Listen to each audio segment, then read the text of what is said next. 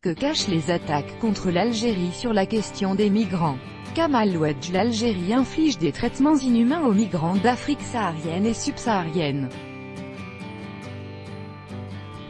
C'est ce qu'a révélé une enquête d'Associated Press diffusée ce 25 juin par Al Jazeera. Alger a réfuté ces accusations et affirme qu'elles sont motivées par son refus de voir son territoire devenir un centre de rétention au service de l'UE. L'Algérie essuie une fois encore des attaques concernant les mauvais traitements qu'elle inflige aux migrants sahariens et subsahariens, qui essaient de traverser son territoire pour se rendre en Europe. C'est ce qui ressort d'un reportage réalisé par Associated Press et diffusé par Al Jazeera ce 25 juin. Durant les 14 mois écoulés, l'Algérie a abandonné plus de 13 000 migrants dans le désert du Sahara. Parmi eux se trouvent des femmes enceintes et des enfants, soutient l'agence américaine, ajoutant que « ces personnes sont forcées, parfois sous la menace d'armes, de marcher sous un soleil brûlant sans aucune assistance, ni eau ni nourriture ». Selon cette même source, citant des témoignages, plusieurs personnes sont mortes alors que d'autres ont disparu durant cette traversée du désert. Je n'ai jamais vu des expulsions comme celle dont je suis témoin en ce moment. Ils arrivent par milliers, a déclaré dans ce reportage El Houssan Adoual, employé de l'Organisation internationale pour les migrants OIM, qui est présente à Assamaka, ville frontalière entre l'Algérie et le Niger.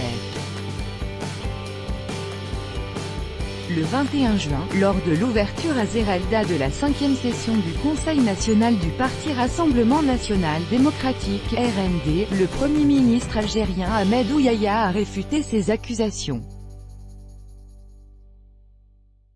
Parce que l'Algérie n'accepte pas d'être un centre de rétention des migrants africains au bénéfice de l'Europe, elle est la cible d'attaques d'organisations extérieures qui osent même l'accuser de racisme, a déclaré le Premier ministre selon l'APS.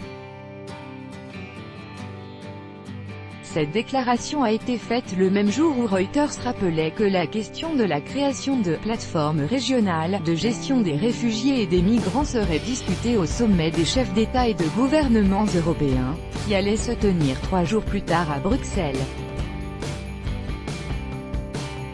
Mardi dernier, Emmanuel Macron et Angela Merkel, a écrit le journal Libération dans son édition du 25 juin, avaient annoncé la création de centres en Afrique du Nord sous contrôle de l'ONU, afin de trier sur place entre ceux qui pourront faire leur demande d'asile et les autres. À en croire le Premier ministre algérien, c'est le fait que l'Algérie refuse d'accepter que des camps de réfugiés soient créés sur son sol, comme le souhaitent les dirigeants européens, qui a déclenché cette vague de critiques à son égard.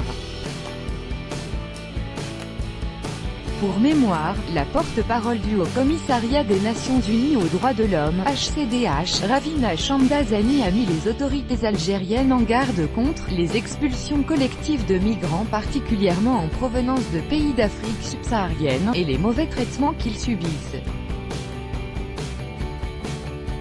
L'Algérie a fustigé les propos « inacceptables » tenus par la porte-parole du HCDH sur les conditions des migrants séjournant illégalement dans le pays. Le représentant permanent de l'Algérie à Genève a été instruit pour exprimer au bureau du haut-commissaire des droits de l'homme la vive désapprobation des